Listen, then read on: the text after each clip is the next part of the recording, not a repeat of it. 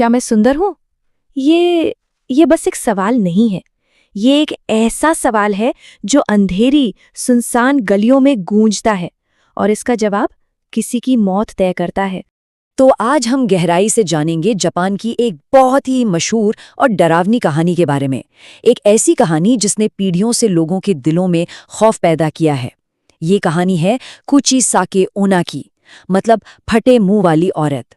पर देखिए, इसे सिर्फ एक भूत की कहानी समझकर मत चलिएगा।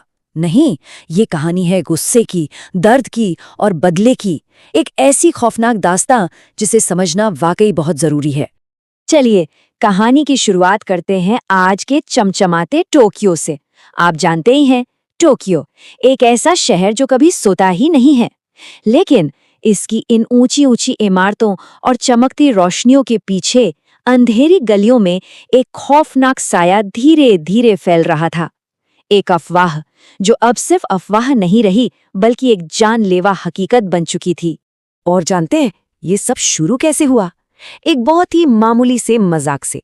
अकारा नाम की एक लड़की की रूममेट ने उसे डराने के लिए बस कुचिसाके ओना का गेटअप कर लिया। एक छोटी मोटी शरारत। लेकिन उस वक्त कौन सोच सकता था कि कुछ ही दिनों के अंदर एक और लड़की, जिसका नाम हना था, उसके लिए यही मजाक एक जानलेवा हकीकत में बदल जाएगा। बस जरा सोच कर देखिए, हना देर रात को अपने घर लौट रही है, अकेली, गलियां एकदम सुनसान, और तभी अचानक एक लंबी सी औरत उसके सामने आकर खड़ी हो जाती है। उसने एक लंबा सा ओवरकोट पहना हुआ है और चेहरे पर मास्क लगा है। एकदम से हवा ठंडी हो जाती है। उस औरत के लंबे काले बाल उसके चेहरे को ढके हुए थे। और फिर वो औरत पूछती है वही सवाल, क्या मैं सुंदर हूं? अब हाना को क्या पता, उसे लगा कि शायद उसकी कोई दोस्त ही मजाक कर रही है, तो उसने बड़े कॉन्फिडेंस से कह दिया, हाँ हाँ, तुम तो बहुत सुंदर हो। बस यही वो गलती थी, एक ऐसी गलती जिसकी कीमत उसे अपनी जान देकर चुकानी पड़ी। जैसे ही हाना ने जवाब दिया, उस औरत ने अपना मास्क नीचे किया, और जो मंजर हाना के सामने था, उसने तो उसके होश ही उड़ा दिए।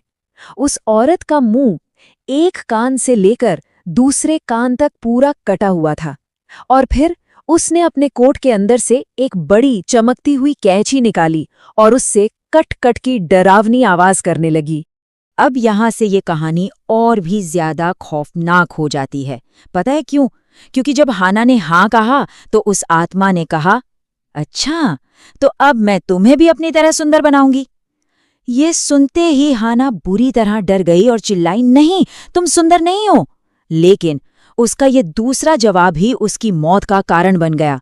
मतलब सोचिए, हाँ बोलो या ना, दोनों ही सूरतों में मौत पक्की थी। बचने का कोई रास्ता ही नहीं था। और बस हैना की बेरहमी से हत्या कर दी गई। पर यह पहली मौत नहीं थी। नहीं, टोक्यो में एक के बाद एक ऐसी ही लाशें मिल रही थीं। और पुलिस के हाथ बिल्कुल खाली थे। जीरो, न कोई सुराग, न कोई गवाह। पूरे शहर में एक अजीब सी दहशत फैल गई थी। जब पुलिस, कानून सब फेल हो गए ना, तब जाकर लोगों को ये एहसास हुआ कि उनका सामना किसी इंसान से नहीं हो रहा है। ये कोई आम सीरियल किलर नहीं है, ये कुछ और है। ये सदियों पुरानी एक खूनी कहानी है जो अब सच हो चुकी थी। ये थी कुचिसाके ओना। तो सवाल उठता है कि आखिर ये कुचिसाके ओना है कौन? देखिए, जापानी लोक कथाओं में उसे एक ओनरियो कहा जाता है, मतलब एक ऐसी आत्मा जो बदला लेने के लिए भटक रही है। कहानी ये है कि एक जमाने में वो बेहद खूबसूरत औरत थी, पर उसके पति ने जलन के मारे उसकी खूबसूरती को ही तबाह कर दिया, उसका चेहरा काट दिया, और अब उसकी आत्मा भटक रही है और हर किसी से बस वही एक सवाल पूछती है जिसने उसकी जिंदगी छीन ली। इस आत्मा को जो चीज सबसे ज्यादा खतरनाक बनाती है वो है इसके नियम, बड़े सीधे और बड़े खौफनाक। रूल नंबर 1, अगर आपने नहीं कहा तो वो आपको उसी वक्त मार देगी। रूल नंबर 2, अगर आपने हाँ कहा तो वो आपका मुंह भी अपनी ही तरह काट देगी। और हाँ, भागने की कोशिश तो बिल्कुल मत करना, क्योंकि आप जितनी बार भी भागेंगे वो हर बार आपके ठीक सामने आकर खड़ी हो जाएगी। कोई बच नहीं सकता। अब जब शहर में मौत का ये खेल हद से ज्यादा बढ़ गया, तब एक पुजारी सामने आए जिनका नाम था होशुमा। उन्होंने फैसला किया कि बस बहुत हुआ, अब वो खुद इस भटकती आत्मा का सामना करेंगे और इस खूनी खेल को हमेशा के लिए खत्म कर देंगे। तो होशुमा ने वही किया जो ऐसे मामलों में किया जाता है।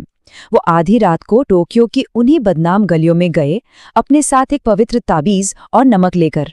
और हुआ भी वही। कुचिसाके ओना उनके सामने आ गई। होशुमा ने फौरन मंत्र पढ़ने शुरू किए और वो ताबीज और नमक उसकी तरफ फेंक दिया। आत्मा एक जोरदार भयानक चीख के साथ धुंध में कहीं गायब हो गई। एक पल के लिए होशुमा को लगा कि चलो काम हो गया, आत्मा चली गई, लेकिन वो गलत थे।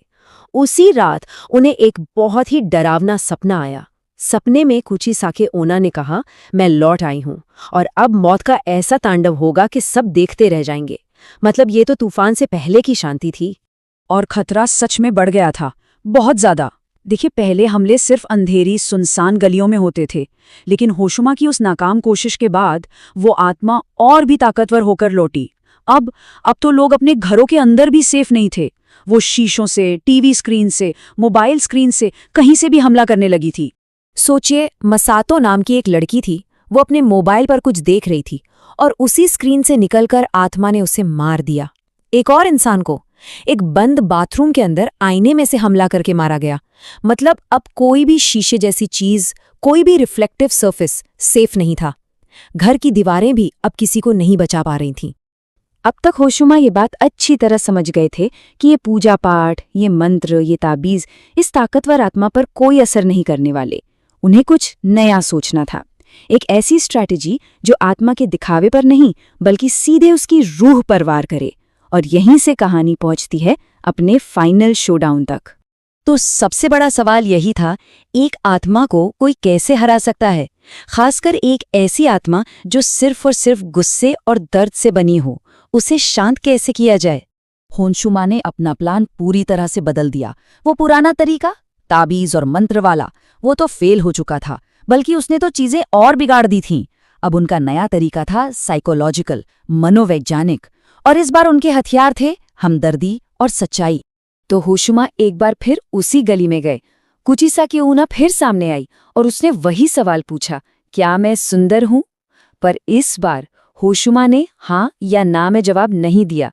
उन्होंने उसे सच्चाई बताई। उन्होंने कहा, तुम्हारी सुंदरता तुम्हारी दुश्मन नहीं थी, तुम्हें तुम्हारे पति के पागलपन ने मारा था। और फिर होशुमा ने वो बात कही जो आज तक किसी ने कहने की हिम्मत नहीं की थी। उन्होंने कहा, तुमने इतने बेगुनाह लोगों को मारा है, अब तुम सुंदर नहीं बदसूरत हो। ये हमला उसके कटे हुए चेहरे पर नहीं था, ये हमला था उसके अंदर बैठे राक्षस पर।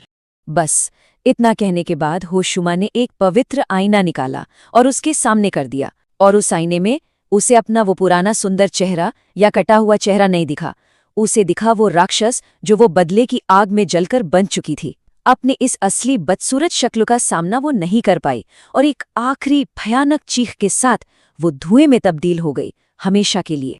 तो आखिर में इस पूरी कहानी से हमें सीखने को क्या मिलता है? यही कि इसका हल किसी शक्तिशाली मंत्र या ताबीज में नहीं था। हल था उस आत्मा के दर्द की जड़ को समझने में। होशुमा ने उसके गुस्से को नहीं बल्कि उसके दुख को निशाना बनाया। ये कहानी हमें बताती है कि कभी-कभी सबसे बड़े दानवों को भी ताकत से नहीं बल्कि सच्चाई और हमदर्दी से हराया जा सकता है।